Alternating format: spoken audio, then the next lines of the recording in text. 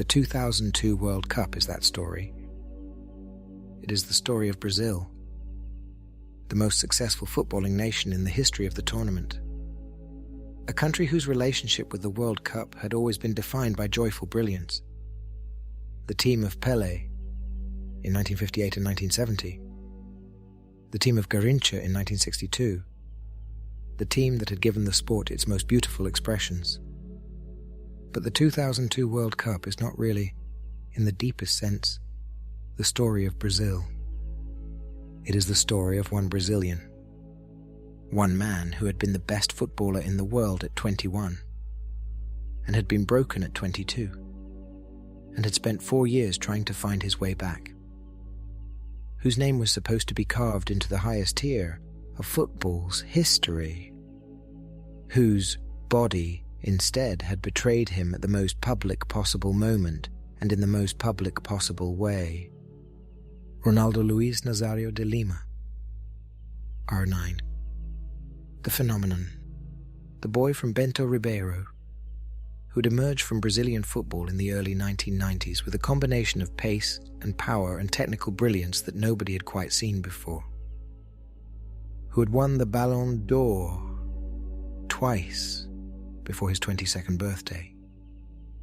Who had been compared by serious people to Pelé and Maradona, and who had, on the available evidence, deserved the comparison. And who, on a July evening in Paris in 1998, had walked onto a football pitch in a state that nobody around him had ever properly explained, had been a shadow for 90 minutes against Zinedine Zidane's France, and had watched the World Cup slip away in a 3-0 defeat that left the football world with more questions than it had ever asked about a single player. What had happened to Ronaldo on the day of the 1998 final? Why had he played? And, more painfully, would the player who had been the best in the world before that day ever exist again? For 4 years those questions hung over him, as the injuries came, as the surgeries followed, as the months and the years passed in rehab rooms and on operating tables with serious medical people whispering quietly that the answer to the third question might be no. That the Ronaldo of 1997 and 1998, the most complete centre-forward the sport had produced in a generation, was gone. That what had been seen briefly could not be recovered.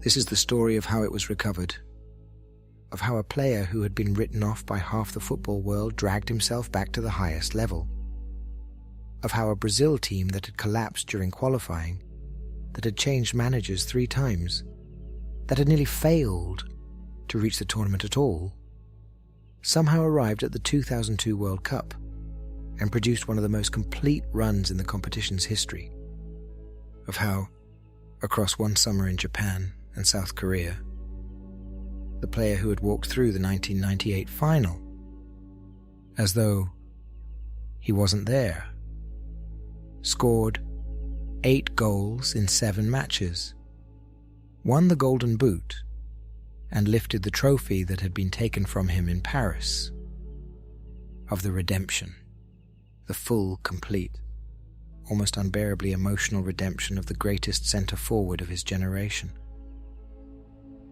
This is the 3rd episode in our series, a series about the teams who climbed to the very top of the sport, the champions of the World Cup, told one by one. Each a complete story in itself, designed to drift alongside you in the calm and the quiet as you fall asleep. We have told the story of Argentina in 2022, Messi's last dance, the longest individual journey to a trophy. We have told the story of Spain in 2010, the most beautiful football the international game has ever seen, the end of a 76-year wait. Tonight we go back 12 years further, to 2002, to Japan and South Korea, to a tournament that produced South Korea's improbable run to the semi-finals, Senegal's defeat of France in the opening match, and a final between Germany and Brazil in Yokohama, that somehow completed one of the great personal stories the sport has ever produced. Tonight we tell the story of how Brazil won the 2002 World Cup. It is in the end the story of one man. A man who had been broken. A man who had been doubted. A man who, in the most public possible way, found a way back. And whose gap-toothed smile on the pitch at the Yokohama Stadium on the 30th of June 2002 has become one of the most enduring images in the history of football. We begin where the story has to begin. In Paris, in 1998, would the collapse settle in? Chapter 1. The Paris Collapse. The 12th of July, 1998. The Stade de France, Saint-Denis, the World Cup final. Brazil against France. Brazil were the defending champions, having lifted the trophy 4 years earlier at the Rose Bowl in Pasadena. France were the host nation, playing in the largest stadium ever built for a World Cup, in front of 80,000 of their own people, with a generation of footballers, Zidane, Henry, Deschamps, Blanc, Thuram, that had been promising this moment for years. It was, on paper, the most evenly matched World Cup final in years. What unfolded was not even a contest, but to understand why, to understand the strangeness of what happened, and the 4 years of darkness it would unleash for the player at the center of it. You have to start earlier in the day. You have to start in the hours before the match. Ronaldo, at 21, was the best footballer in the world. The statement is not contested. It was not contested at the time. The 2 previous Ballon d'Or awards, in 1996 and 1997, had been his. He had spent the 1996 to 97 season at Barcelona, scoring 47 goals in 49 matches, and producing performances of such pure attacking quality that the football world had simply run out of language to describe him. He had moved to Inter Milan that summer for a then world record fee, and had spent his first season in Italy continuing the same impossible form. He was, by general consensus, the most complete centre-forward the sport had produced in a generation. Pace and power combined with technical brilliance and finishing of an almost geometric precision. Defenders who had spent careers facing the best forwards in the world said the same thing about Ronaldo. There was nothing you could do. He had been brilliant across the 1998 World Cup. 4 goals, 3 assists.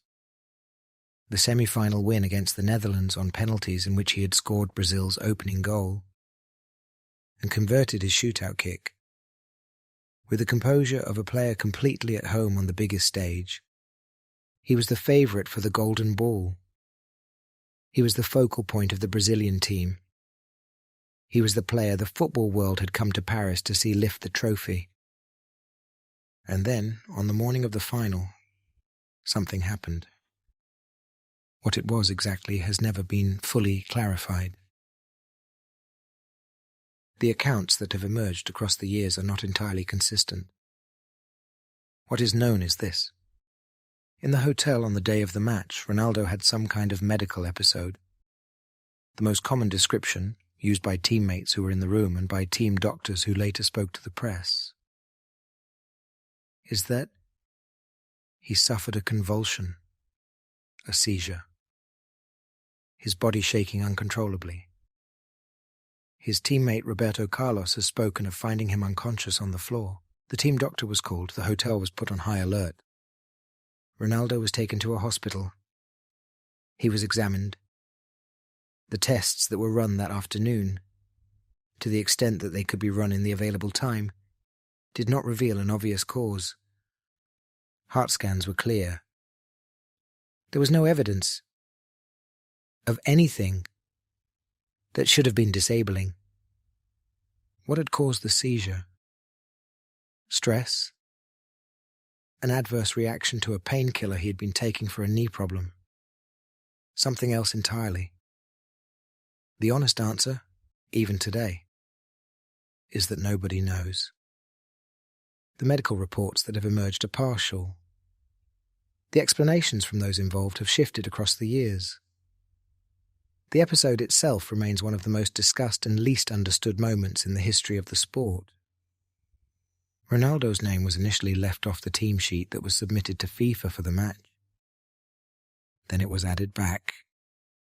The exact mechanics of that decision have also been the subject of decades of speculation. Some accounts say Ronaldo himself insisted on playing. Some say there was pressure from the sponsors. Nike had a contract with the Brazilian Football Confederation that was reported to give the company influence over the team's commercial appearances. Some say it was Mario Zagallo, the manager, who made the final call.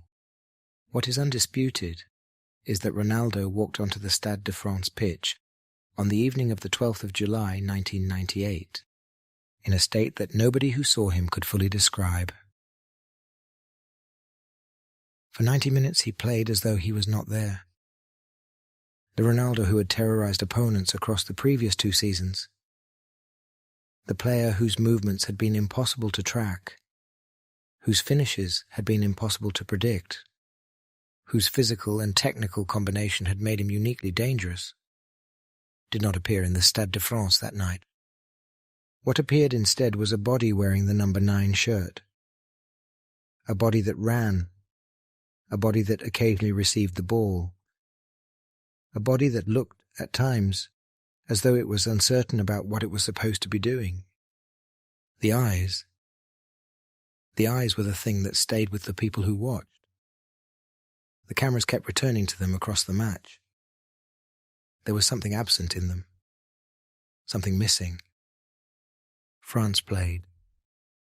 France pressed.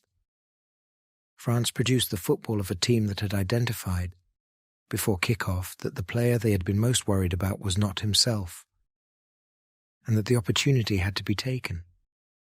Zinedine Zidane scored 2 headers from corners. The headers that, 28 years later, are still considered among the most clinical World Cup final goals ever scored. France led 2-0 at half-time. Emmanuel Petit added a third in injury time. France won 3-0.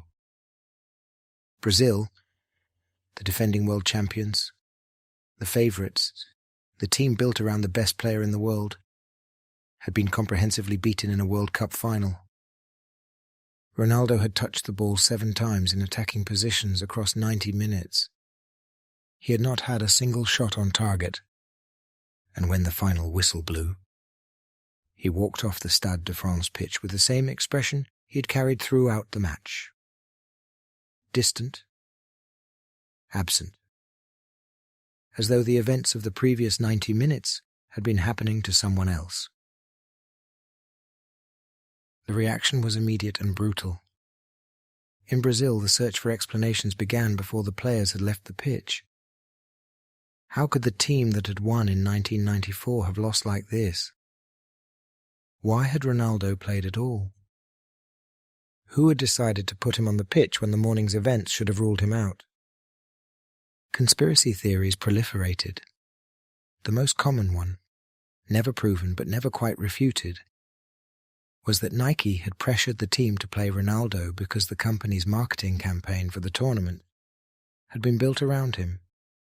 The Brazilian Congress would later conduct a parliamentary inquiry into the events of the day.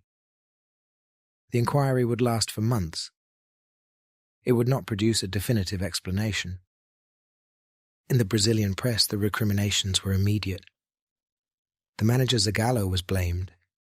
The team doctors were blamed. The federation was blamed. Ronaldo himself was, in some quarters, blamed for being weak, for being unable to handle the pressure, for not being the player Brazil had needed him to be. And the player himself, the 21-year-old at the center of all of it, was left to process in the immediate aftermath what had just happened to him. The cameras caught him in the dressing room. sitting alone, looking at the floor, surrounded by teammates who did not know what to say, the Brazilian football establishment around him, already beginning to point fingers at each other. He had lost the World Cup final. He had been the worst player on the pitch in the biggest match of his career, and he was 21 years old. The image of Ronaldo from that night, the absent eyes, the empty performance, the silence, became one of the defining images in football of the 1990s. It was a strange image, because it was an absence rather than a presence. A player who was supposed to be there and was not. A performance that was supposed to define him and instead defined him in a way nobody could have predicted. In the years that followed, the questions about what had happened in Paris would never quite go away. Every interview with Ronaldo would, at some point, return to them. Every documentary about his career would devote significant time to that day. Every conversation about his legacy would be shadowed by it. Because the question was not just what had happened in those hours before the final. The question was, what it had done to him. Whether the player who had been the best in the world before the 12th of July 1998 had, in some fundamental way, ended on that night. Whether what came after, whatever came after, would be a recovery, or whether it would be a slow, extended postscript to a career that had peaked at 21. The honest answer, in the weeks after the final, was that nobody knew. Ronaldo himself, in the rare public statements he made in the months that followed, was guarded. He spoke about being disappointed, about wanting to recover, about being focused on the future and on his club career at Inter Milan. He did not speak in detail about what had happened in Paris. He has, in fact, never really spoken in detail about it. The image stayed. The absence stayed. And the football world, watching Ronaldo as he returned to Italy for the new season, asked itself the question that would hang over the next 4 years of his career. Was he going to come back? Was the player who had been the best in the world still in there, or had something been lost in Paris that could not be recovered? The answer, when it came, was both worse and better than anyone could have expected. Worse, because what came next would test him beyond anything 1998 had asked of him. Better, because the recovery, when it finally arrived, would be one of the most complete personal redemptions the sport has ever produced. But before the recovery, there were the lost years, the injuries, the surgeries, the months in operating theatres and rehab rooms, the slow agonizing process of a great player having to learn, twice, how to walk. That is where we...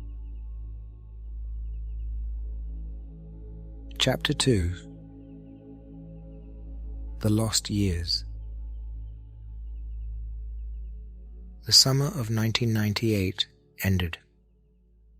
Ronaldo went back to Italy, to Inter Milan, to the club that had paid the world record fee for him a year earlier, that had built its entire footballing project around him, that had expected to be celebrating European triumphs with him as its centerpiece. For the first months after the Paris final, life carried on. He played. He scored.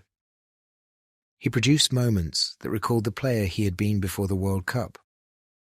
The burst of pace, the close control, the finishing in tight spaces. Even if the consistency was not quite what it had been, the football world, watching, gradually allowed itself to believe that Paris had been an aberration. A strange, isolated, never properly explained episode that had happened on one specific day and would not happen again. Ronaldo was 22.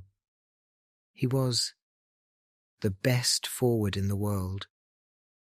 There was no reason in football terms why he should not continue to be the best forward in the world for years to come. The football world was wrong, because what was about to happen to Ronaldo had nothing to do with what had happened in Paris.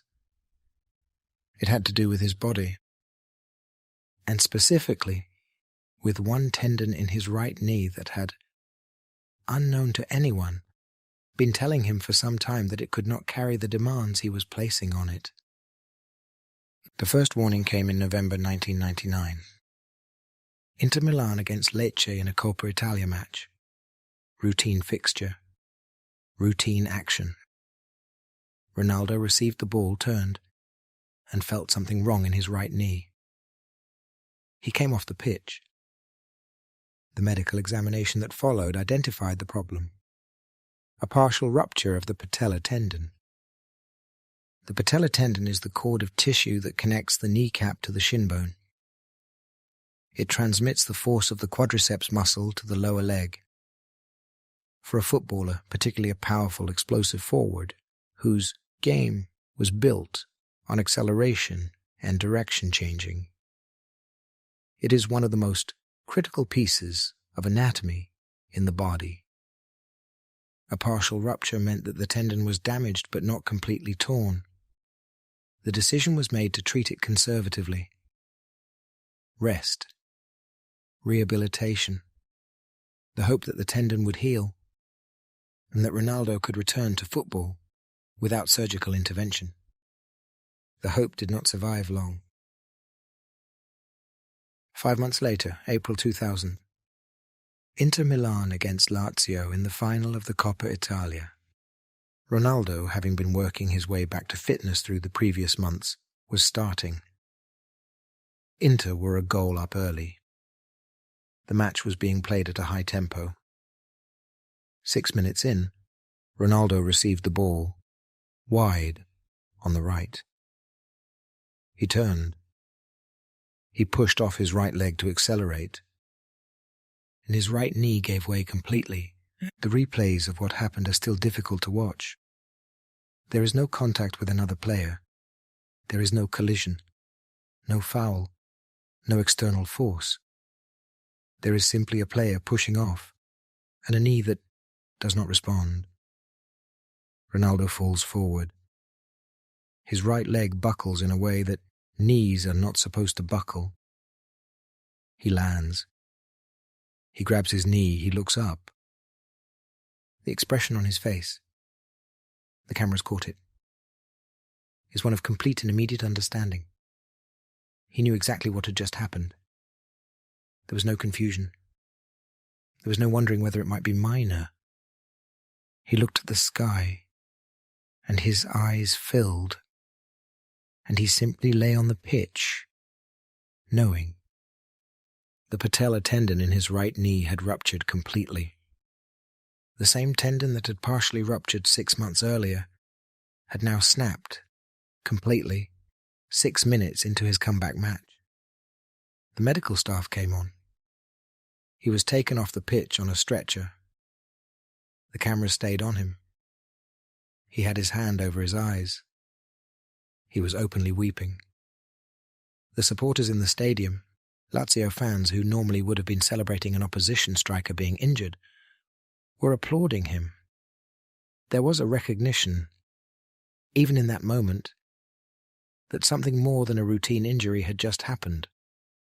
This was a career being possibly ended in real time, in front of 50,000 people, to a 23-year-old who, less than 2 years earlier, had been the best footballer in the world. The surgery was extensive. The complete rupture of a patellar tendon is not a minor injury. The reconstruction required the surgeons to take tissue from elsewhere in Ronaldo's body and use it to rebuild the connection between his kneecap and his shin. The procedure was performed in Paris by Dr. Gérard Saillon, one of the world's leading sports medicine surgeons. The medical advice afterward was cautious in the extreme. Ronaldo was not just expected to be out for the usual 6 to 9 months that a typical knee injury required. He was expected to be out for longer, perhaps a year and a half. And even then, the medical view was that the chances of him returning to the level he had previously played at were uncertain. The patellar tendon, once ruptured and reconstructed, does not return to its previous strength. The reconstruction is functional, but it is not the same.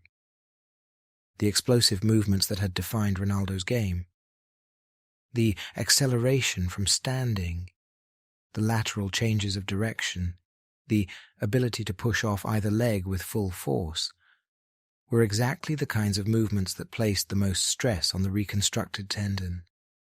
There was a real possibility, the surgeons told him, that he would never play professional football at the highest level again. He was 23. The 18 months that followed were the darkest of his career. The rehabilitation was relentless. 6 hours a day, 6 days a week for over a year. Pool work, cycling, resistance training. The slow, mechanical process of teaching his body to bear weight on a knee that had been rebuilt from scratch. For long stretches, the progress was barely visible. Ronaldo was working to be able to walk normally again, then to be able to jog, then to be able to run, then to be able to change direction at running pace, and to be able to do all of those things while protecting his body from the kinds of forces that had ruptured his tendon in the first place. Each of these stages took months. Each stage had its own setbacks. There were periods when he doubted whether the recovery was working. There were periods when his weight ballooned. The inability to train, meaning that the body that had been built for elite sport could no longer maintain the muscle mass it had carried. And the photographs of Ronaldo during those years show a player who looked at times almost unrecognizable from the athlete who had been the best in the world. The press coverage during this period was relentlessly negative. The headlines in the Italian newspapers became increasingly pessimistic as the months passed. Was Ronaldo finished? Was Inter Milan throwing good money after bad? Was the player who had cost a world record fee going to spend the rest of his career as a rehabilitation case? The honest answer during those 18 months was that nobody knew, including Ronaldo himself. There were small moments of progress that were celebrated within the Inter Milan medical staff, but barely registered outside it. The first time Ronaldo was able to jog without pain, the first time he was able to sprint short distances, the first time he was able to kick a ball with his right foot at something like normal force. Each of these milestones, in the context of his rehabilitation, was a victory. They were, in a different way, the same kind of victories that goals had been earlier in his career. The body, slowly, painfully, against the medical odds, was responding. But the football itself, the actual competitive football, remained out of reach for almost the entire 2000 to 2001 season, and most of 2001 to 2002 as well. Inter Milan continued to pay his salary. Brazilian football continued to watch from a distance. The football world, in the years 2000 and 2001, gradually accepted that Ronaldo, as it had known him, might not return. The conversation about the best forward in the world moved on. Thierry Henry was emerging at Arsenal. Andriy Shevchenko was scoring goals at AC Milan. The next generation was beginning to claim the territory that had been Ronaldo's. And then, in late 2001, something changed. Ronaldo began to return to the Inter Milan first team. Cautiously at first. Brief appearances from the bench. Half hours of football. The medical staff still nervous, still managing his minutes carefully, still treating every match as a test rather than a return. But the football itself in those first appearances was recognizable. The pace was slightly diminished. The explosive bursts that had defined him in 1997 and 1998 were less frequent. The lateral movement slightly less sharp. But the technique was still there, the finishing was still there. The footballing intelligence and the reading of the game, the movement off the ball, the ability to find space in the penalty area. These had not been damaged by the surgeries. He scored some goals. The crowds at the Giuseppe Meazza, who had watched his absence for almost 2 years, responded with the specific emotion of supporters who had not been sure they would ever see this player again. By the spring of 2002, with the World Cup approaching, the conversation about Ronaldo had shifted slightly. He was not the player he had been. That was clear. But he was a player again. A real, functional, top-level footballer who was capable of producing moments of the quality that had defined him before the injuries. The question was no longer whether he could play. The question was whether he could play in a World Cup. Whether the body that had been rebuilt could withstand the demands of 7 matches in 5 weeks against the best teams in the world. Whether the explosive movements that had ruptured his tendon could be performed at the intensity required at the highest level of the sport. The Brazilian football establishment was divided. Some wanted him in the squad regardless of his condition. The symbolic weight of his inclusion mattered. The country needed its hero back. Others were more cautious. If Ronaldo went to the World Cup and broke down again, if the tendon failed for a 3rd time, this time on the biggest stage, the psychological consequences for the player and for the country could be devastating. Better, in this view, to leave him at home, to let him continue rebuilding his fitness, and to hope for 2006. The decision was eventually made by Luis Felipe Scolari, Big Phil, who had been appointed Brazil's manager the previous year with the team in crisis. Scolari was going to take Ronaldo, but the decision was not a sentimental one. It was a calculated one, based on Scolari's assessment of what Ronaldo could still offer, even at a reduced capacity, and based on what the rest of Brazil's squad was, a squad that, for all its talent, had problems of its own. Because while Ronaldo had been recovering in Milan, Brazil, the Brazil he had carried to the 1998 final, the Brazil that was supposed to be the country's greatest footballing project, had been falling apart. The qualifying campaign for 2002 was about to become one of the worst in the nation's history. And the team that would arrive at the World Cup carrying Ronaldo on its team sheet was the team that, for most of the previous 2 years, had been carrying chaos. Chapter 3. Qualifying for the World Cup. Brazil had won the 1994 World Cup. Brazil had reached the 1998 final. Brazil were, by every reasonable measure, the most successful international footballing nation on earth. 4 World Cup titles. The most appearances, the most goals, the most legends. The country whose name had become synonymous with the sport itself. And as the 1998 disappointment faded and the qualification campaign for the 2002 tournament began, the assumption, inside Brazil, outside Brazil, across the football world, was that the country would do what Brazil always did: qualify comfortably, arrive at the tournament as favourites, compete for the trophy. The assumption was wrong. What followed across 1999, 2000 and 2001 was the worst World Cup qualifying campaign in Brazilian history.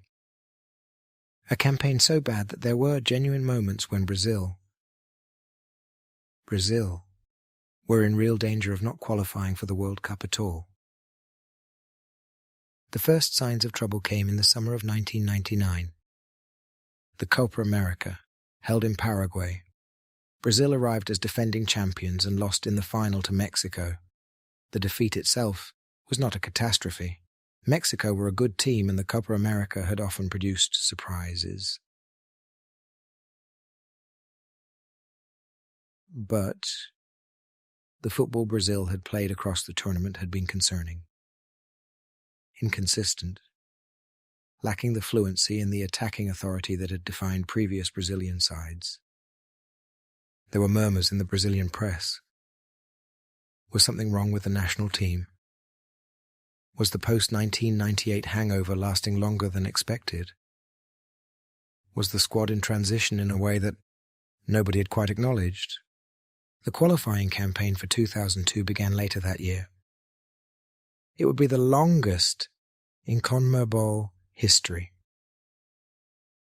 18 matches, home and away against every other South American nation, spread across more than 2 years. It would also be one of the most punishing campaigns Brazil had ever experienced. The defeats came early. In September 1999, Brazil lost away to Chile.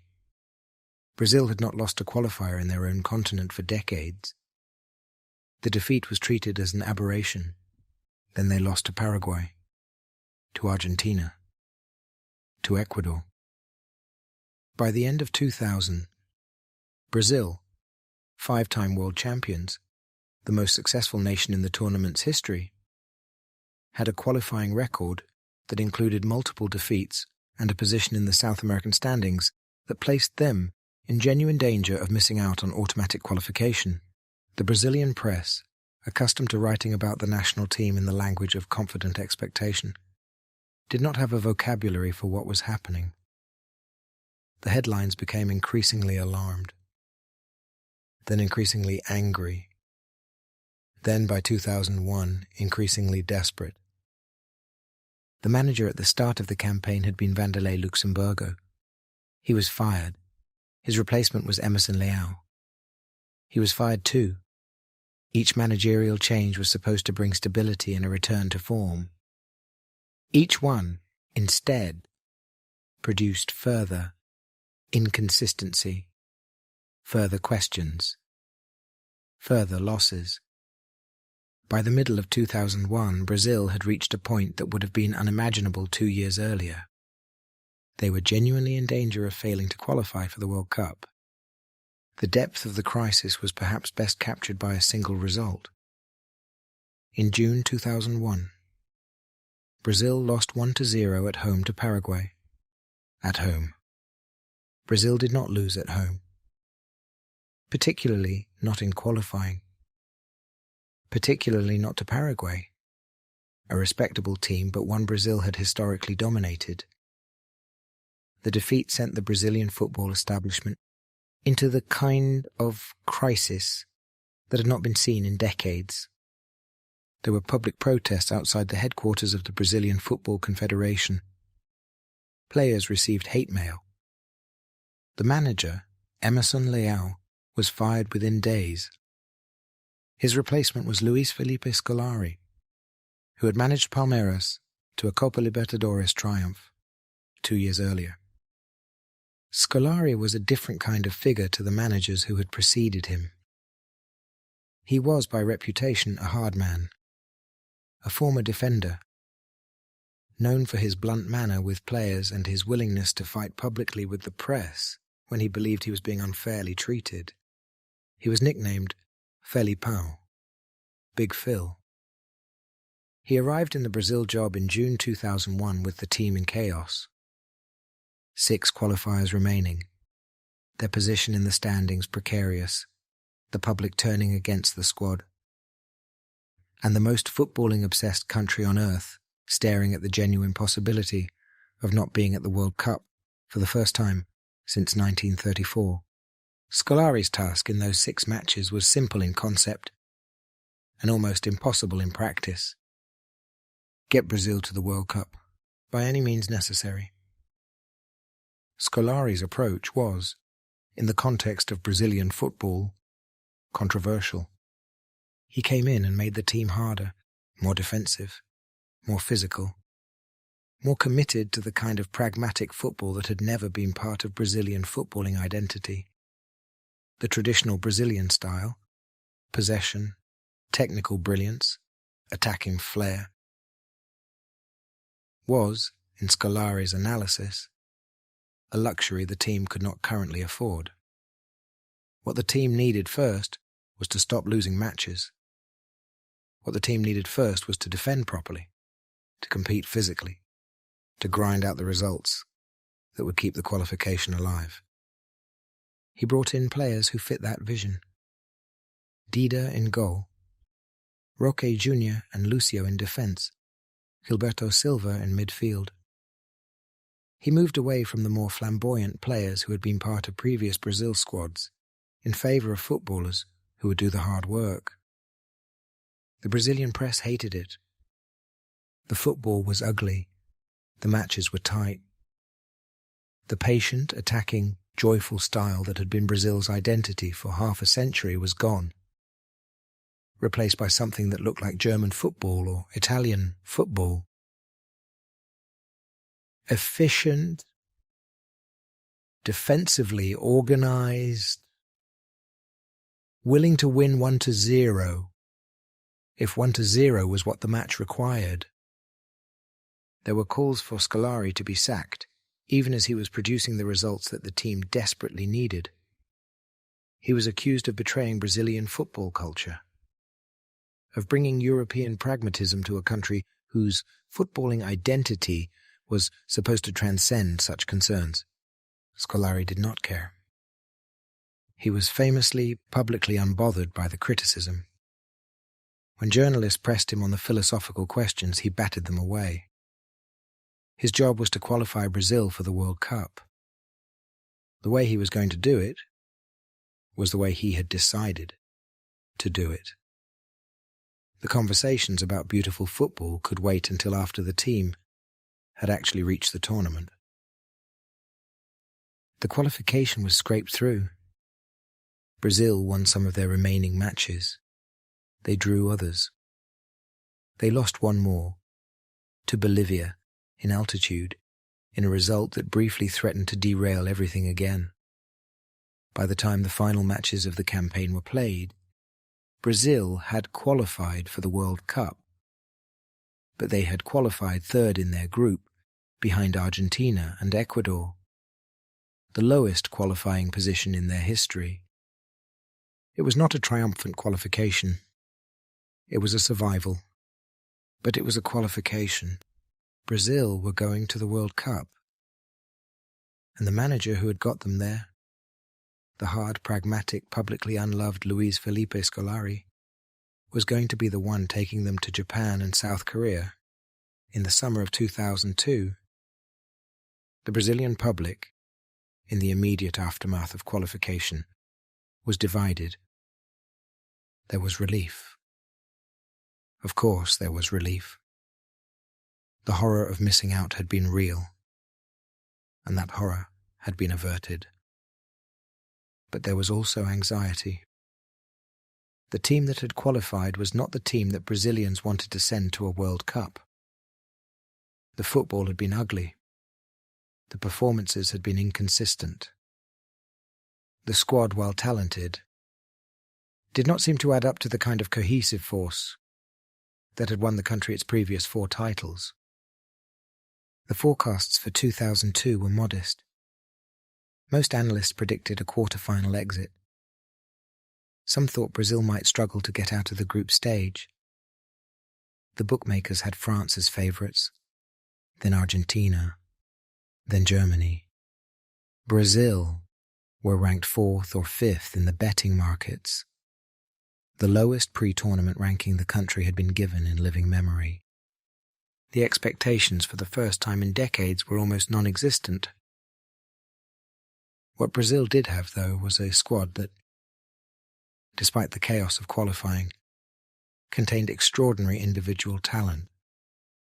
Cafu and Roberto Carlos, the 2 greatest attacking fullbacks of their generation, both at the peak of their careers, both world-class footballers in any era of any country. Rivaldo, the 1999 Ballon d'Or winner, a creative midfielder of breathtaking technical quality, who had been one of the few Brazilian players to escape criticism during the qualifying troubles. He had carried the team, through some of its worst moments. He was 30 years old in 2002, at the very peak of his powers. Ronaldinho Gaucho, the younger of the great Brazilian forwards. 22 years old, having spent the previous season at Paris Saint-Germain establishing himself as one of the most gifted footballers in Europe. He was emerging as the player who would, in the years that followed, become Barcelona's central figure. But in 2002 he was still the new arrival, still finding his level at the international stage. And then, of course, Ronaldo, R9 himself, selected by Scolari despite the medical doubts, despite the months of rehabilitation that had only recently ended, despite the genuine question of whether he could withstand the demands of a World Cup. Scolari had decided that even a diminished Ronaldo was worth taking, that the symbolic weight of his presence, combined with whatever he could still produce on the pitch, was a better bet than leaving him at home. It was a gamble. But Scolari, looking at his squad, decided it was a gamble worth taking. The 3 R's: Rivaldo, Ronaldinho, Ronaldo. A trio of attacking talent that, on paper, could have been the most dangerous in any World Cup of the modern era. The question was whether the 3 R's together could function as a unit, whether Ronaldo's body would hold up, whether Ronaldinho would integrate with the senior players, whether Rivaldo would carry the same form into the tournament that he had been carrying for his club. The answers to all of these questions would emerge across the following weeks. In Japan and South Korea, where the most successful nation in World Cup history would arrive without expectation, without confidence, and with their entire footballing identity under question. And where they would, against all of those circumstances, begin to play some of the most complete football the tournament had seen since the great Brazilian teams of the 1970s. Chapter 4. The Return. The squad announcement came in May 2002. Luis Felipe Scolari read out the names of the 23 players who would represent Brazil at the World Cup. Most of the selections were not surprising. Cafu and Roberto Carlos, Rivaldo, Ronaldinho. The defensive players Scolari had built the qualifying campaign around. Dida in goal, and then a name that, despite having been expected, still carried a particular weight when it was confirmed. Ronaldo. He was 25 years old. He had played fewer than 30 competitive matches in the previous 2 years. His right knee, by the assessment of the doctors who had operated on it, was as functional as it was ever going to be. But it was not the knee of the player who had been the best in the world in 1997. The reconstructed tendon would always be a slight asymmetry. The explosive movements would always carry a slight echo of the trauma that had ruptured it. He was being selected for a World Cup as a calculated risk. Scolari, in the press conference that followed the announcement, was direct about the calculation. Ronaldo, he said, was not being included for sentimental reasons. He was being included because Scolari believed he could contribute. Because the player he had seen in the closing months of the 2001-2 season at Inter Milan was a player who could still hurt opponents. Because Brazil, going into a World Cup as outsiders by their own standards, needed every weapon they could find. The decision was received in Brazil with a mixture of hope and caution. Hope because Ronaldo was Ronaldo. Even a reduced Ronaldo carried the possibility of moments that no other player on earth could produce. The country wanted to believe. Caution because the country had been hurt by him before. The collapse in Paris in 1998. The 2 ruptures of the patellar tendon. The years of false starts and disappointments. To invest emotionally in Ronaldo again. To allow itself to hope that he could be at a World Cup, what he had once been, required a kind of optimism that the Brazilian football public had learned, painfully, to be careful with. The 2001-2 season at Inter Milan had been Ronaldo's most significant return to competitive football since the second rupture in April 2000. He had played 17 matches across the season. He had scored 7 goals. The statistics were modest by his pre-injury standards, when he had once routinely scored 30 goals in a season. But they represented something more important than the raw numbers.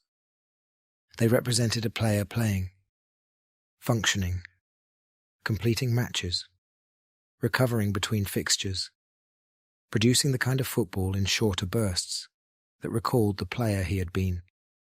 The Inter Milan medical staff, working alongside the Brazilian national team doctors in the weeks before the squad was finalised, had given Scolari their assessment. Ronaldo's body was capable of handling a World Cup.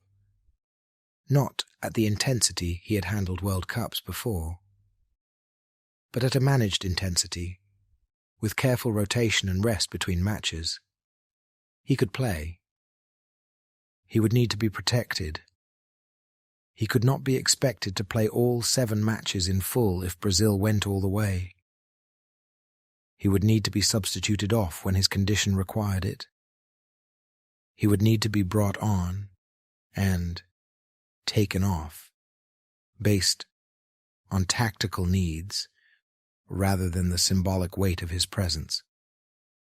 But he could play, and what he could still do, when his body was right, was something that other players in the squad, even players as talented as Rivaldo and Ronaldinho, could not.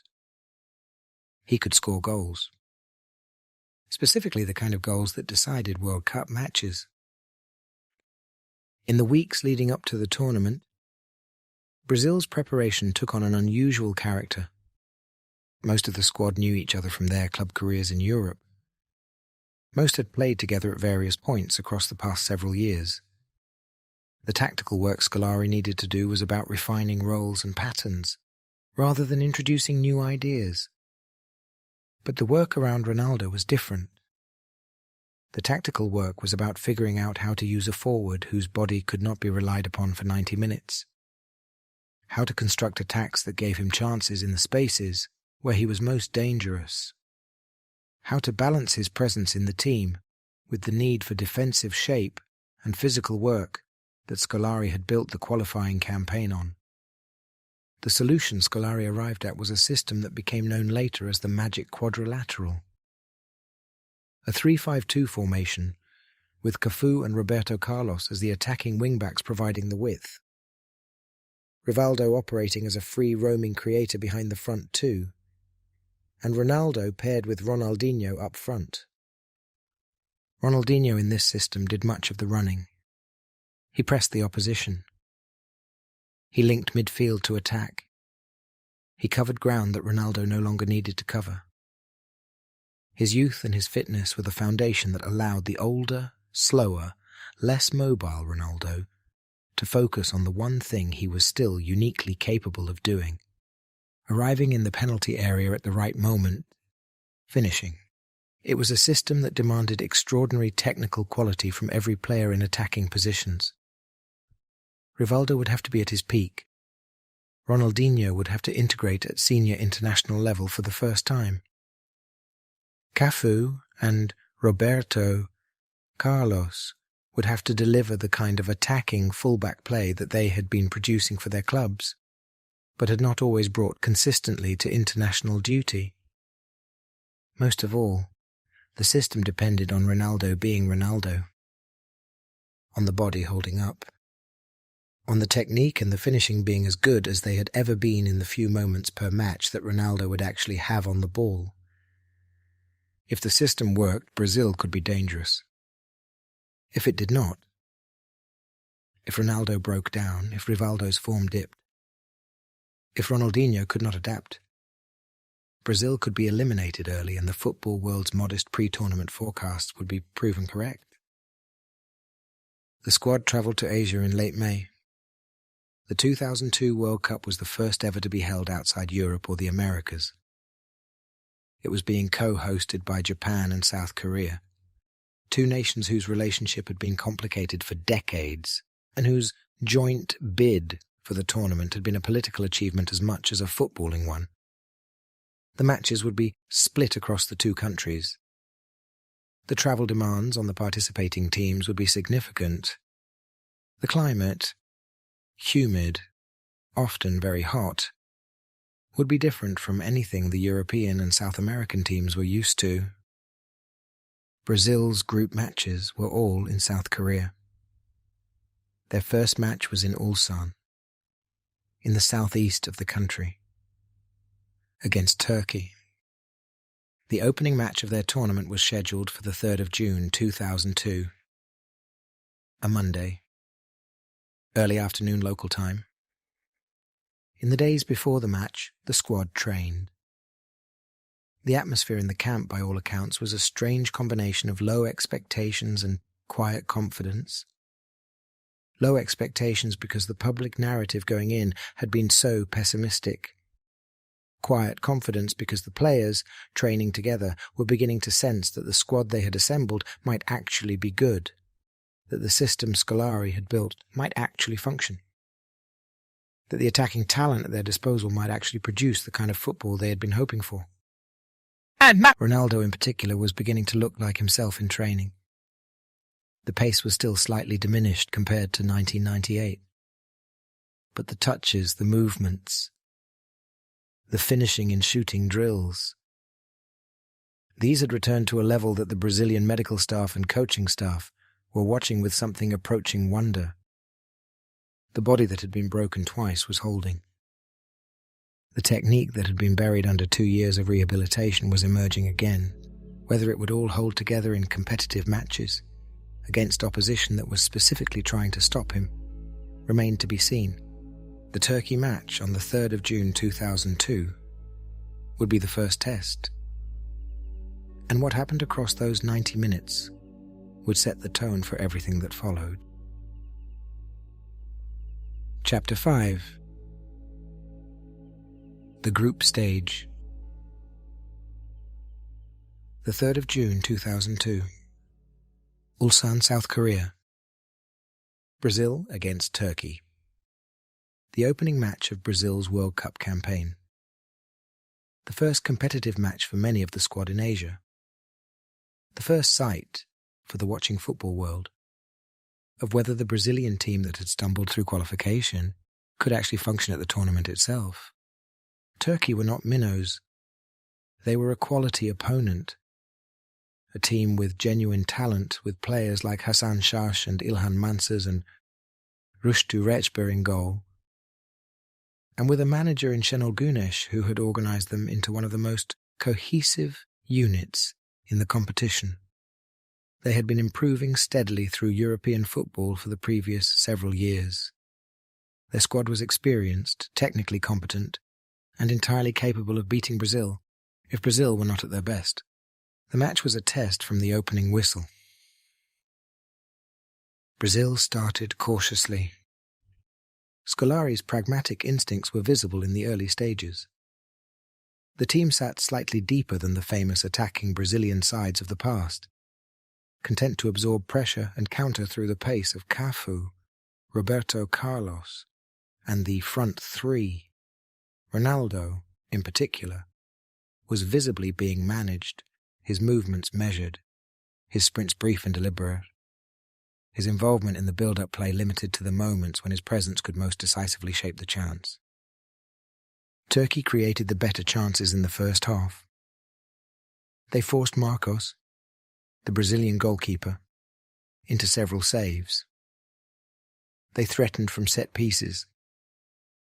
They played with the confidence of a team that had decided, before kick-off, that Brazil were not the Brazil of 1970, that they were vulnerable, and that this was a match they could win. For 30 minutes that decision looked correct. And then, in the 45th minute, Brazil scored. A move that began on the right side, Cafu working the ball forward, across into the penalty area. Rivaldo arriving at the right moment, attacking the ball with a header that gave the Turkish goalkeeper no chance. 1-0. The first goal of Brazil's World Cup, scored by the player who, across the qualifying campaign, had been the one who had kept the team alive when nothing else had been working. Rivaldo, 29 years old, the reigning Ballon d'Or winner, doing what he had been doing for 2 years. Brazil went into the break with the lead. The second half opened with Turkey responding. They equalised in the 47th minute. Hasan Şaş latching onto a ball over the top of the Brazilian defence, finishing past Marcos. 1-1. The Turkish supporters in Ulsan erupted. The match suddenly was wide open again. And then, for the first time in the tournament, Ronaldo, the 50th minute. Brazil pressing forward. A through ball played into space behind the Turkish defence. Ronaldo, timing his run with the specific instinct that had not been lost in 2 years of rehabilitation, getting onto the ball ahead of his marker. He took one touch to control, another to set himself, and finished low past Rushdu. 2-1. His first World Cup goal since 1998. His first World Cup goal since the night in Paris that had begun the 4 years of darkness. He celebrated quietly. There was no extravagant run, no theatrical gesture, no demonstration of relief or vindication. He simply pointed to the sky and was embraced by his teammates. The cameras caught him for a long moment afterward, walking back toward the halfway line with an expression that was difficult to read. Not joy exactly, not relief exactly, something more like recognition. The first real evidence in competitive football at the highest level that he was still there. The match was not over. In the closing minutes, with Brazil leading and Turkey pushing for an equaliser, the moment that would define the match for years afterward arrived. A ball played towards the corner flag by a Brazilian player. The Turkish midfielder Hakan Ünsal kicked the ball, in frustration, towards Rivaldo, who was waiting nearby. The ball struck Rivaldo on the thigh. Rivaldo collapsed to the ground holding his face. The replays were unambiguous. The ball had hit him on the leg. Rivaldo in the moment had clutched his face as though the ball had hit him in the head, a deliberate attempt to get the Turkish player sent off. The referee, who had not seen the actual contact clearly, was misled. He showed Ünsal a second yellow card and a red. Turkey were down to 10 men for the closing minutes. The match ended 2-1 to Brazil. The incident was widely condemned. Rivaldo was fined by FIFA. A relatively small amount, but symbolically significant as the first time FIFA had ever fined a player for diving. The Brazilian football establishment defended him in the immediate aftermath. But the moment became, in the years that followed, one of the more uncomfortable footnotes in the country's footballing history. But the match was won. Brazil had their opening 3 points. Ronaldo had his first World Cup goal in 4 years. The campaign was underway, and the doubts about whether the team could compete at the tournament had been, at least temporarily, set aside. The second group match came 5 days later. Brazil against China. It was, to put it kindly, a mismatch. China were making their first appearance at a World Cup. Their qualification, achieved largely because Asia had been allocated additional places as the co-hosts of the tournament, had been celebrated across the country as a historic moment. But the gap in quality between Chinese football and the top international teams was, in 2002, very large. Brazil won 4-0. Roberto Carlos scored a free kick of the kind that he had spent his career making look routine. A left-foot strike of such pace and dip that it crossed the goalkeeper's wall and went into the net before the keeper had moved. Rivaldo scored. Ronaldinho scored a penalty. And Ronaldo, with 20 minutes to play, added a fourth, a goal that in another era would have been routine, but that, in the context of his recovery and his career, carried more weight than a normal World Cup goal against China should have carried. The match itself was barely a contest. Brazil had so much possession that the Chinese players were reduced to chasing the ball for most of the 90 minutes. The football was fluid, confident, the kind of football the Brazilian public had been hoping for since the start of qualifying. The squad was, by the end of the match, beginning to look like a team. The three Rs, Ronaldo, Ronaldinho, Rivaldo, were producing the combinations that the system had been designed to produce. The defence was solid. Marcos in goal was barely tested. Cafu and Roberto Carlos were producing the kind of attacking fullback play that had made them the best in the world at their respective positions. Brazil were 2 wins from 2.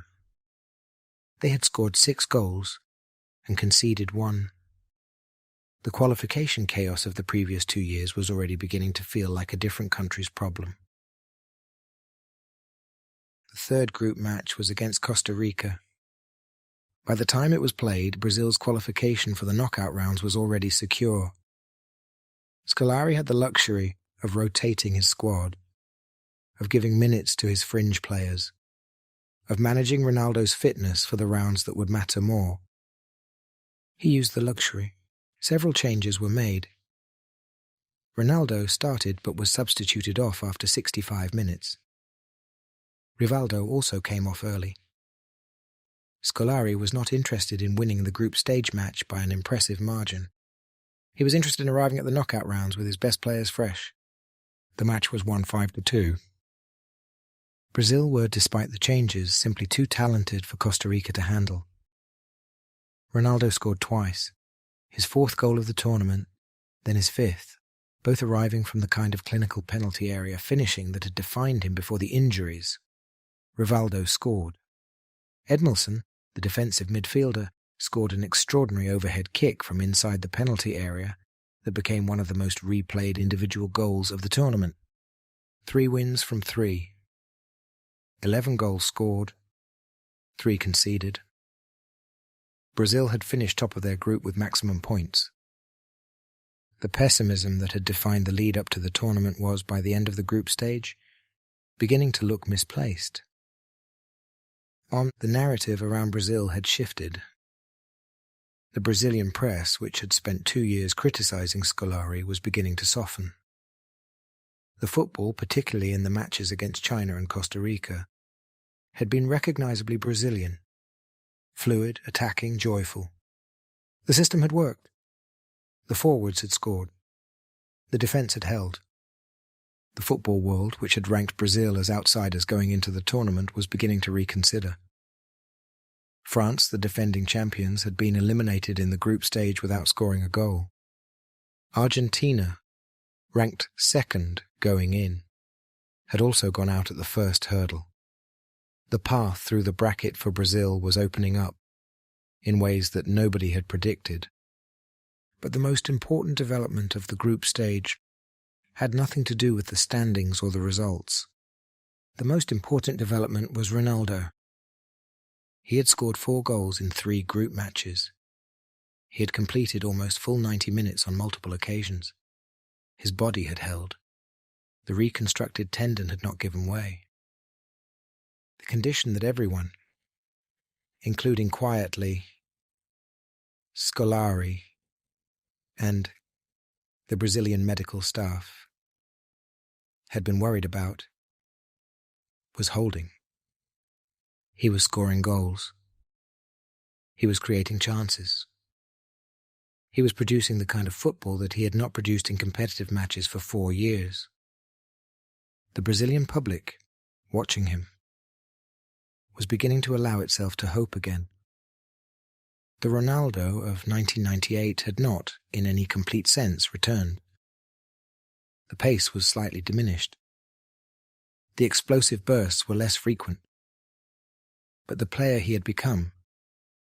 The more economical, more selective, more strategically positioned forward, who relied on intelligence rather than pure physical dominance, was good enough to score goals in World Cup matches. And in the rounds that followed, that would prove to be enough. The knockouts were coming. Belgium first, then England, then eventually the matches that would either complete the redemption story or leave it unfinished. Brazil had emerged from the group stage as one of the tournament's most convincing teams, and the player at the centre of their attack, the player whose career had seemed, at various points across the previous 4 years, like it might be over, was beginning to look like the player he had once been. Chapter 6. Belgium and the Ronaldinho Show. The 17th of June 2002. Kobe, Japan. Brazil against Belgium, the round of 16. For Brazil, this was the first knockout match of the tournament, the first match where there was no safety net, the first match where a single mistake, a single moment of poor concentration could end the campaign before it had really begun. Belgium were a respectable opponent. Mark Wilmots was their captain and senior figure, a tough, experienced striker who had been a serious threat at the previous World Cup as well.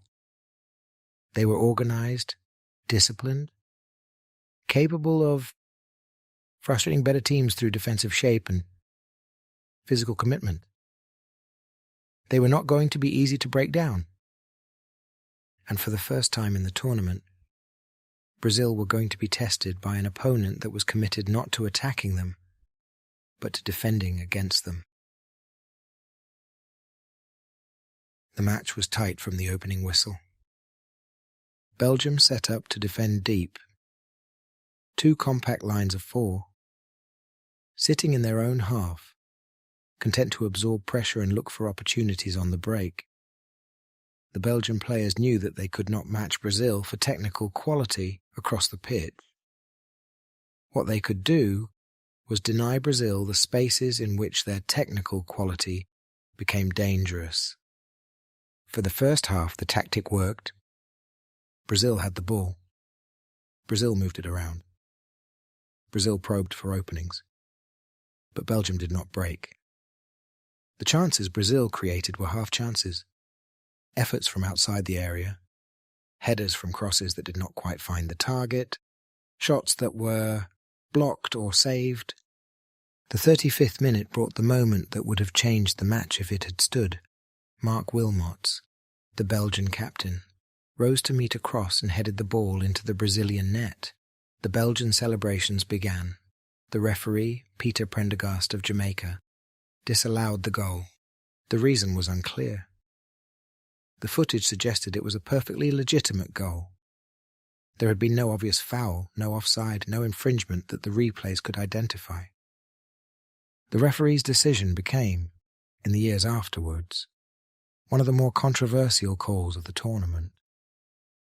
One of several moments where Asian World Cup officiating decisions favoured the more famous teams in ways that did not survive scrutiny. If the goal had stood, Belgium would have led at half-time. The history of the tournament might have been very different. It did not stand. The match continued at 0-0. The second half opened with the same patterns. Brazil controlling possession. Belgium defending. Chances few and far between. The match developed the specific tension of a knockout fixture where neither team wanted to commit fully to attack lest they leave themselves exposed at the back.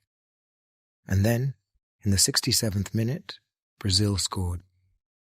A move that began with Rivaldo on the edge of the area. A shot from distance struck cleanly, but at a height and a power that gave the goalkeeper time to set himself. The goalkeeper saved it.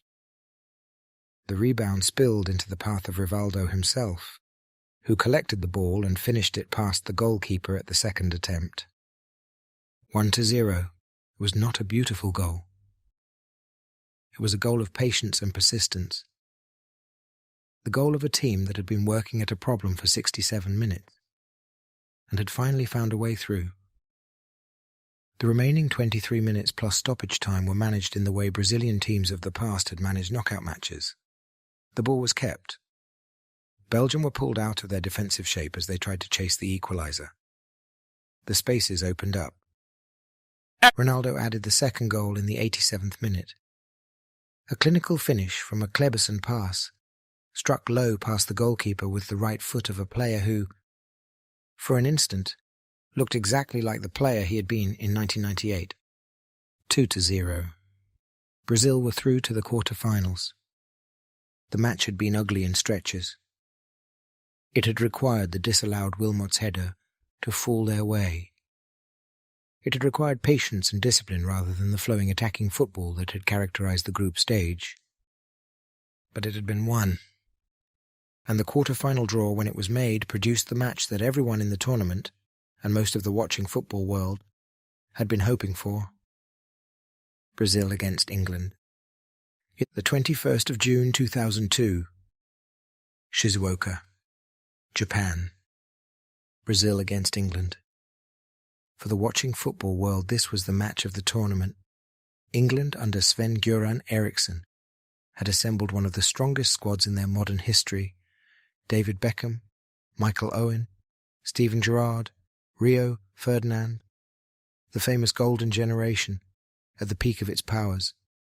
They had topped a group that contained Argentina, eliminating their bitter rivals in the process, in a 1-0 victory that had been celebrated across England as one of the moments of the tournament.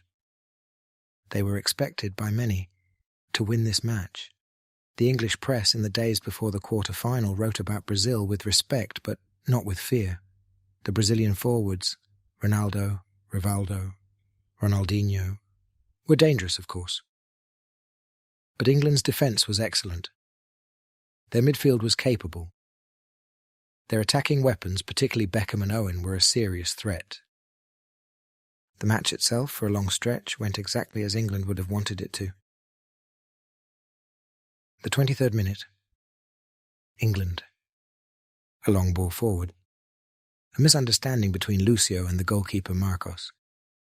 Michael Owen, sensing the opportunity, latched onto the loose ball and finished past Marcos with the kind of clinical efficiency that Owen had built his career on. 1-0. England. In a World Cup quarter-final. The reaction in the stadium and across England was immediate.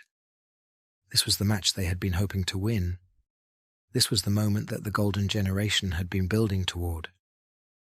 They had taken the lead against Brazil in a quarter-final, against the team that had been the favourites going in, with 2/3 of the match still to play. If England could hold this lead, if their organised defensive structure could keep Brazil out for another 70 minutes, they would be in the semi-final of the World Cup. They could not hold it. 5 minutes before half-time. Rivaldo. A counter-attack. Ronaldinho carrying the ball forward.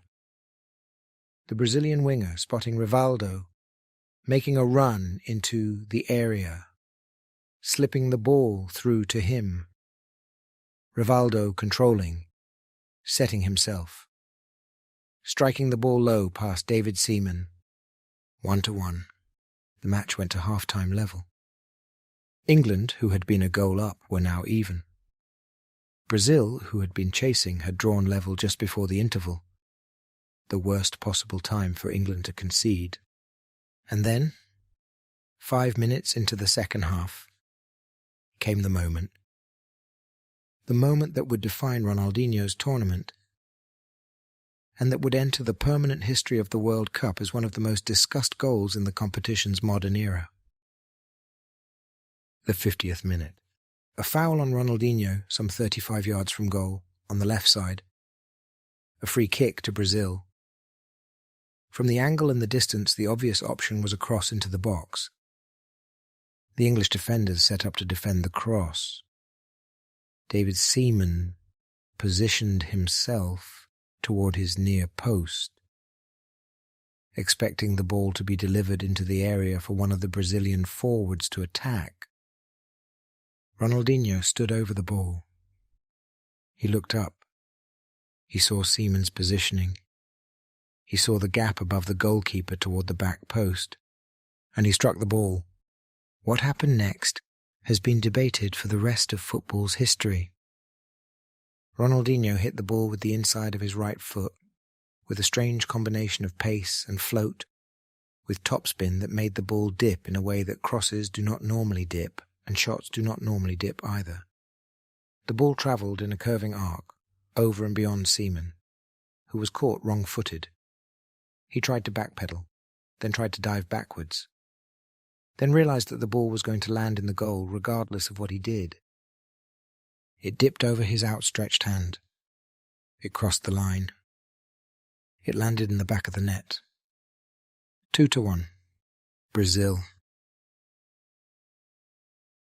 The debate began immediately. Was it a shot?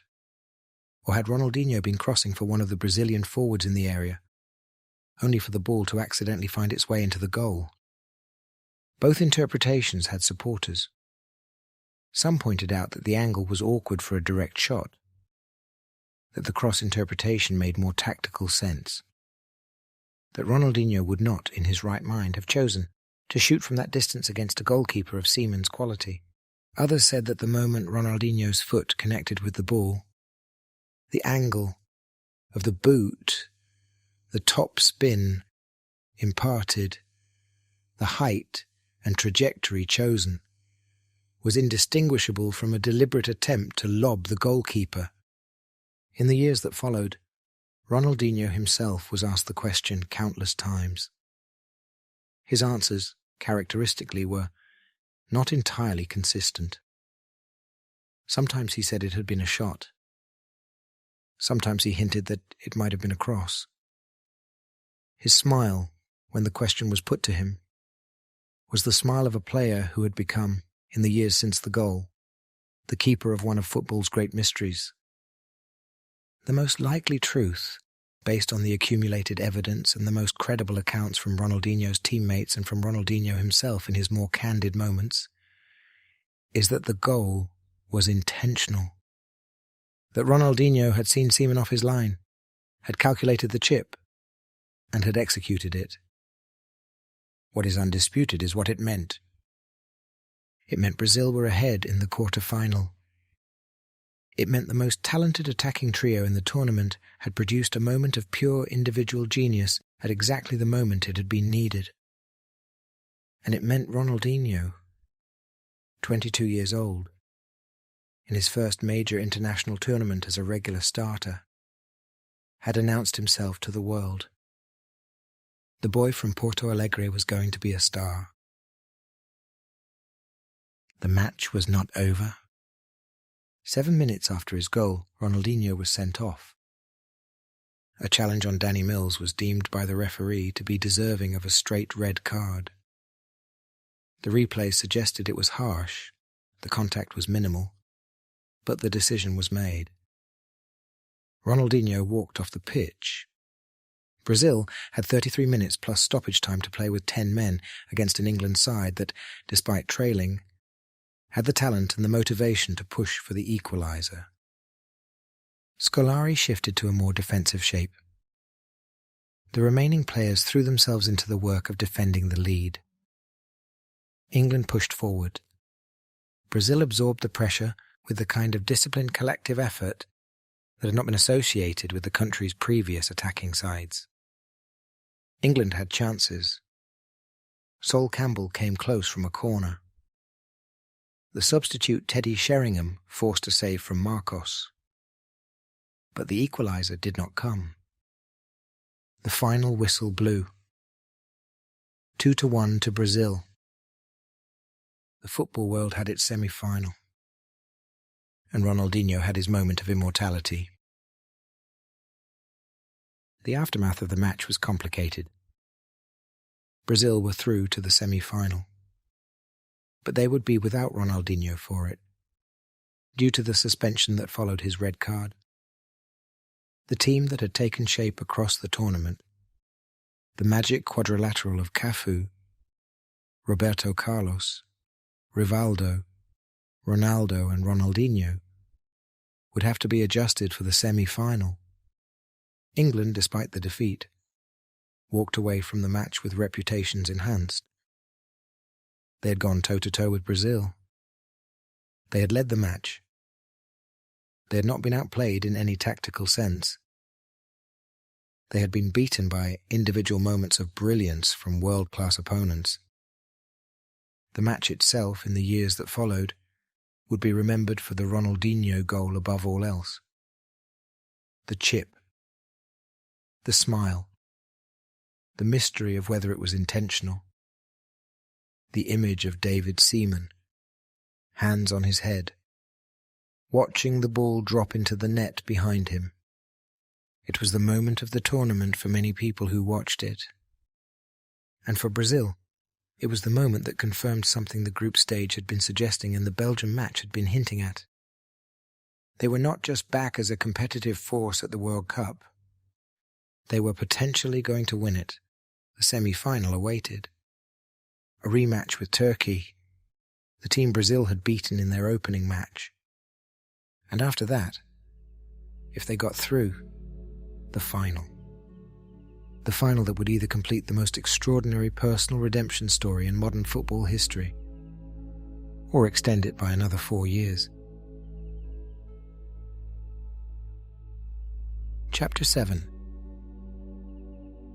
Turkey in the semi-final. The 26th of June 2002, Saitama, Japan. Brazil against Turkey. A semi-final rematch. The two teams that had opened the tournament against each other in Ulsan 3 weeks earlier were now meeting again, this time with the stakes raised to their highest possible level. The winner would go to the World Cup final. The loser would go home with the consolation of having reached the semi-finals. A meaningful achievement, but not the achievement either team had come to Asia for. The first match had been won 2-1 by Brazil, but it had been close.